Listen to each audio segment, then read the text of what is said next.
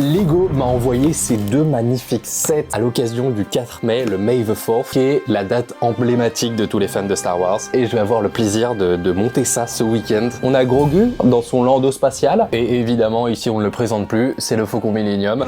On est sur un peu plus de 1000 pièces ici, un peu moins de 1000 pièces ici. Enfin bref, il y a du taf. Quel plaisir. Il va pas falloir perdre de pièces, hein. Ok, je crois pas vous avoir déjà dit, quand j'étais enfant, j'étais fan de Lego Star Wars. Déjà, évidemment, j'avais le Turbo Tank, pour ceux qui ont la rêve du Turbo Tank. Et puis au-delà de ça, j'avais des bases de Stormtroopers dans toute ma chambre. Et chacune de ces bases était reliée par des ficelles pour que les Stormtroopers puissent passer d'une base à l'autre en tyrolienne.